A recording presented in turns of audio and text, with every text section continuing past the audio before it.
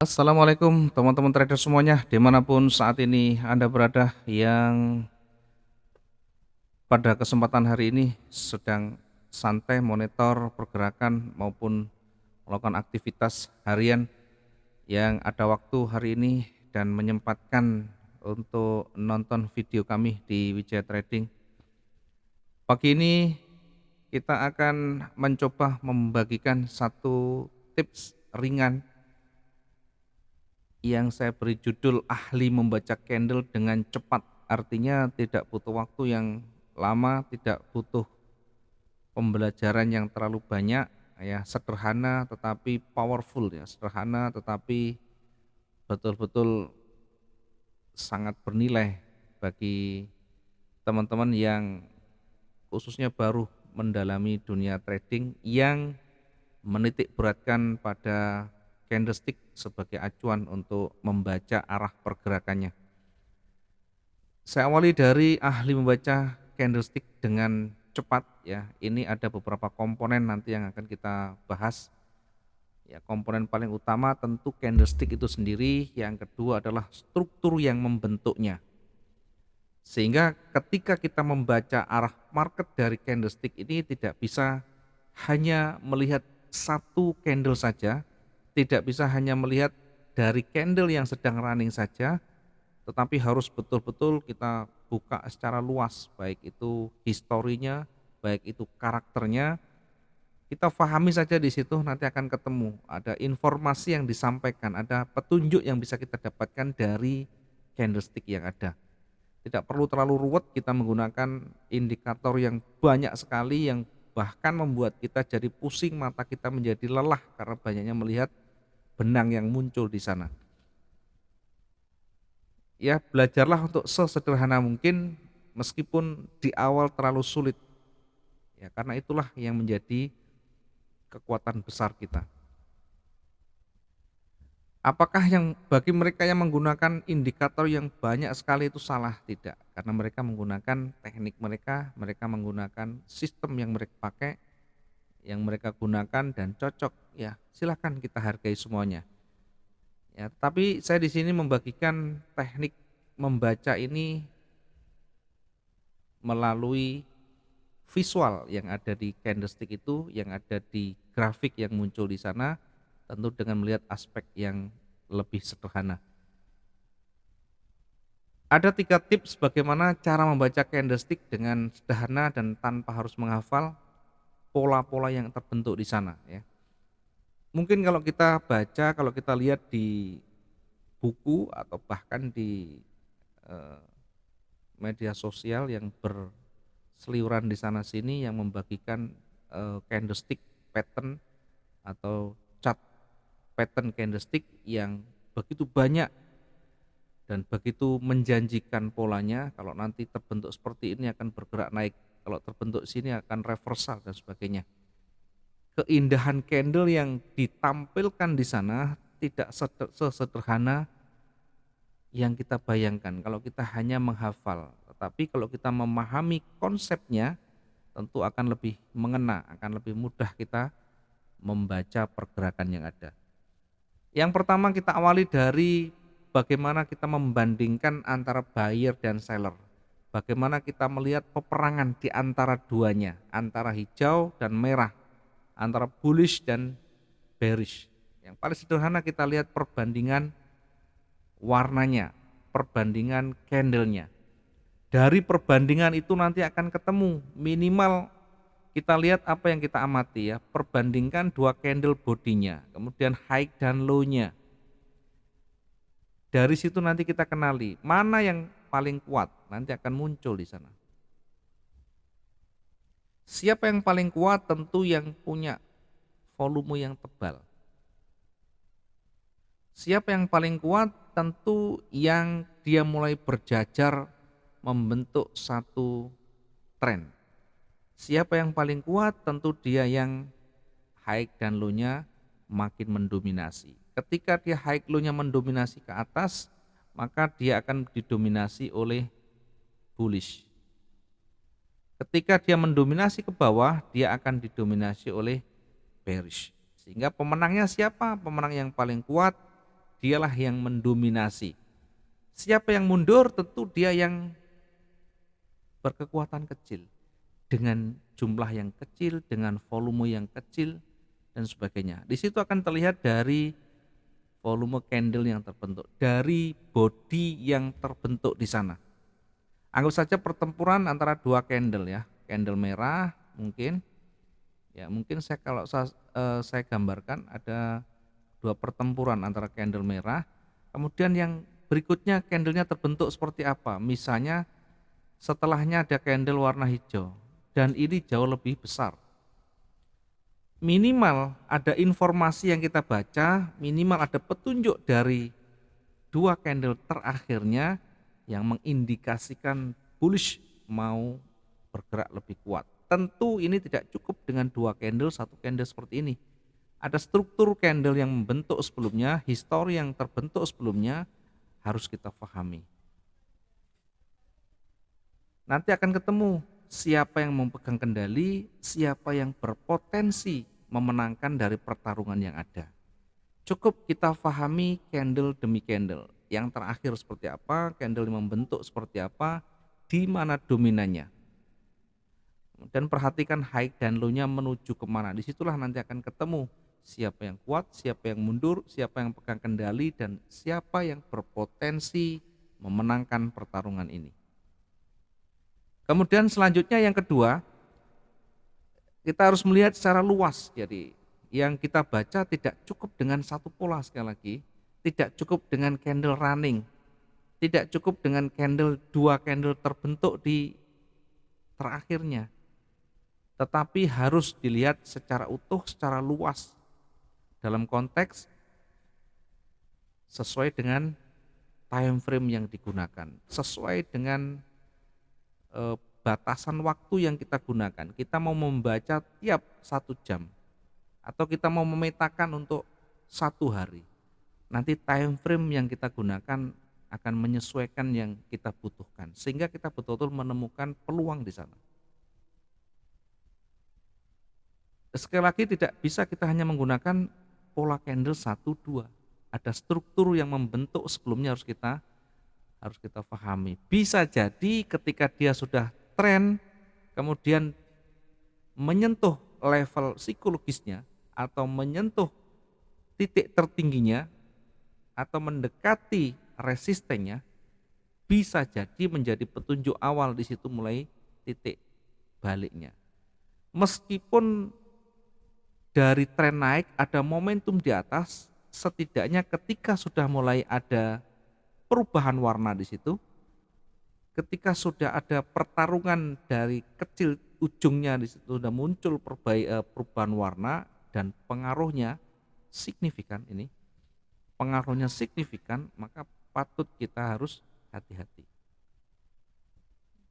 Ya, ketika di puncak, ketika di resisten, ketika memenuhi range harian dan sebagainya, kita lihat secara utuh, kita perbesar, kita perkecil, pahami di situ apakah struktur ini mau mengarah ke atas atau sebaliknya ini berada di titik jenuhnya.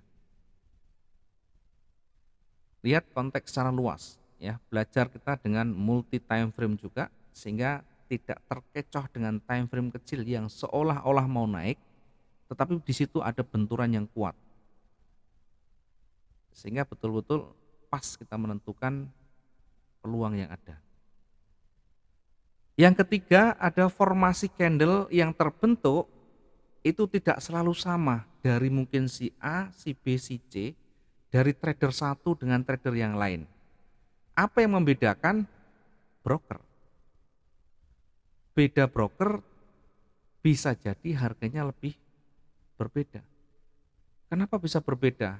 Ada banyak faktor, bisa karena server, perbedaan waktu, di mana pergerakan juga nanti butuh waktu, perjalanan pergantiannya, ada yang lebih cepat, ada yang lebih lambat, bisa jadi karena mesin yang kita gunakan, pesawat yang kita gunakan, instrumen elektronik yang kita gunakan, speknya seperti apapun nanti bisa menjadi pengaruh di situ. Sehingga tidak bisa kita menyalahkan, oh broker ini mempermainkan, oh broker ini mengincar saya, oh broker ini salah. Ya kita tidak bisa men-judge seperti itu. Paling tidak kita banyak membandingkan, paling tidak kita punya referensi yang lain. Ada satu dua broker yang kita gunakan minimal untuk koreksi cek harga saja. Yang satu yang fokus kita pakai itu yang nanti kita gunakan. Yang lain kita bisa jadikan sebagai acuan untuk cross check harga. Bisa jadi broker A dan broker B ini punya aturan sendiri ya, karena mengambil keuntungan yang lebih sedikit atau lebih banyak atau bahkan memberikan reward yang diambilkan dari spread yang dinaikkan dan sebagainya. Itu adalah wilayah broker dan semuanya bisa saja terjadi. Yang terpenting selisih yang ada itu tidak terlalu jauh ya. Selisihnya tidak terlalu jauh.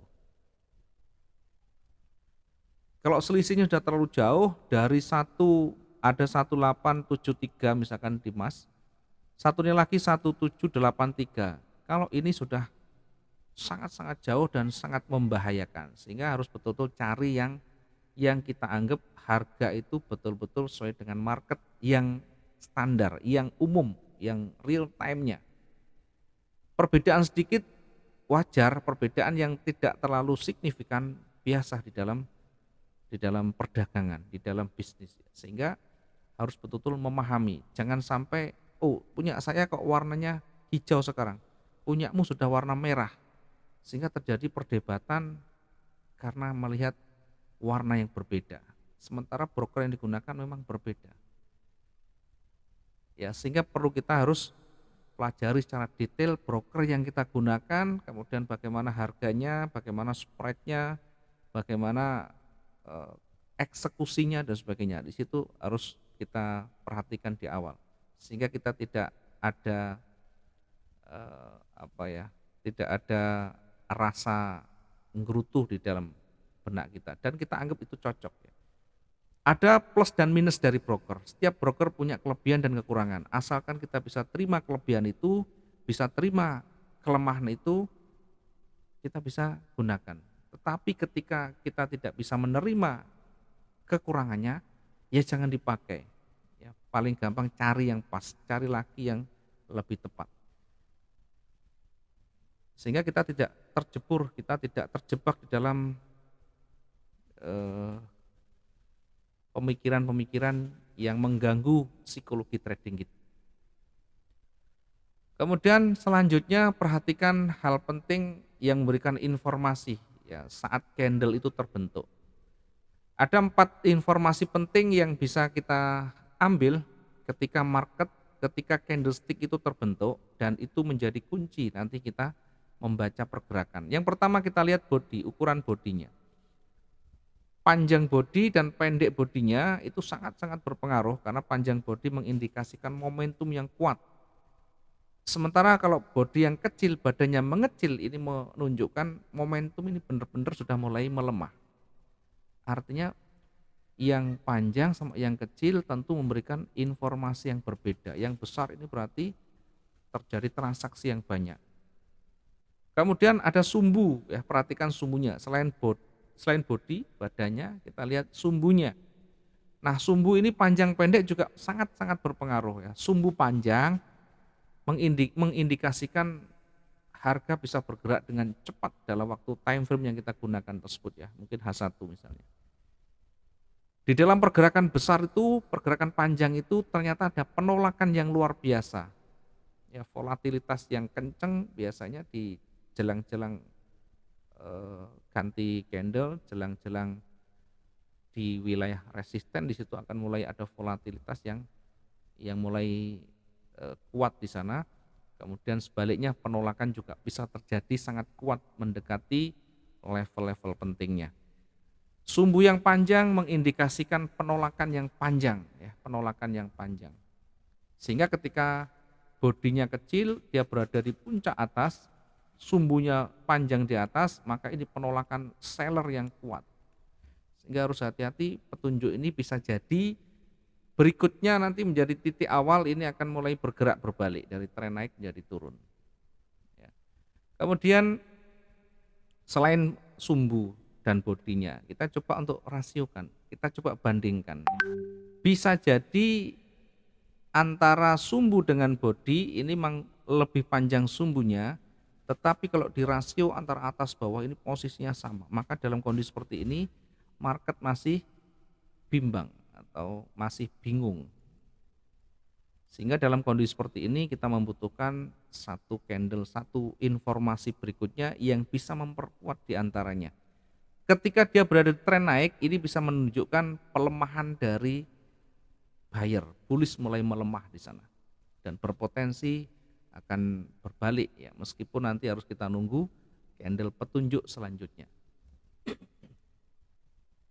Kemudian posisi juga mempengaruhi ya, posisi sumbu yang panjang dan pendek ini mempengaruhi ya. Ketika berada di puncak tren, ketika berada di area support maupun resisten, ini bisa menunjukkan, bisa mengindikasikan perlawanan yang luar biasa, sehingga berpotensi akan berbalik dari tren naik bisa menjadi turun. Sebaliknya, ketika ada candlestick dengan body yang pendek, sumbu yang panjang, berada di tengah-tengah, ya bisa mengindikasikan keraguan-raguan market. Ya. Sekali lagi keraguan ini mau naik juga belum kuat, mau turun juga ada penolakan, sehingga sekali lagi keraguan ini kita membutuhkan satu petunjuk lagi, satu konfirmasi lagi. Nantinya kita bisa jadikan sebagai acuan kalau kita mau menentukan titik entry-nya. Nah, gambarannya seperti ini yang kita pahami ketika market naik maupun turun, maka yang pertama kita lihat adalah volume bodinya atau badannya ini. Yang kedua dilihat sumbunya. Nah, kalau sumbunya pendek-pendek sama seperti apa, maka lihat perbandingannya. Volumenya bagaimana, sumbunya bagaimana, badannya panjangnya seperti apa. Kemudian kita lihat nanti high dan low-nya. Kita lihat high dan low-nya. Karena nanti ketika mulai berjajar yang sebelumnya high-nya di sini, kemudian di sini juga high-nya di atas, maka bisa jadi kecenderungan ini akan menunjukkan pergerakan ke bawah meskipun warnanya hijau. Dari mana kita bisa melihat? Minimal dari candle terbentuk sebelumnya, high dan low-nya kita bisa lihat. Volumenya kita juga bisa lihat, sumbunya kita bisa lihat nanti di sana. Nah, dari situ sekali lagi perhatikan semua aspek dengan baik, baik itu high dan low-nya, baik itu struktur membentuknya, dan candle terakhir yang terbentuk seperti apa. Pengaruhnya terhadap perkembangan terhadap pergerakan candle sebelumnya itu seperti apa. Di situ akan kita bisa temukan. Oh, ternyata pas berada di puncak resisten ini memang tebal ya. Ini memang tebal sekali. Tetapi berada di resisten. Momentum yang berada di resisten berada di support. Ini support ya. Karena di bawah. Momentum yang berada di support bisa jadi nanti akan berbalik dengan cepat. Bisa jadi momentum yang harusnya ini kuat turun tiba-tiba nanti akan mulai berubah warna. Sehingga aspeknya harus diperhatikan, candlestick, historinya, yang terbarunya, kemudian levelnya. Di situ akan nanti bisa kita baca, bisa kita jadikan sebagai dasarnya. Kalau dia lebih kuat lagi ternyata turun, maka kemungkinan terbesar dia masih akan turun lagi meskipun range-nya terpenuhi, meskipun di situ ada level supportnya. Karena bisa jadi ada sentimen yang lebih kuat, ada news juga yang mungkin bisa berdampak terhadap volatilitas yang ada. Mudah-mudahan ini bisa bermanfaat konsep yang kita ambil dari candlestick yang ada, dari volume, dari sumbu, dari perbandingannya termasuk strukturnya, membantu kita memberikan petunjuk yang lebih jelas. Terima kasih. Selamat pagi. Assalamualaikum warahmatullahi wabarakatuh. Salam profit 2 arah.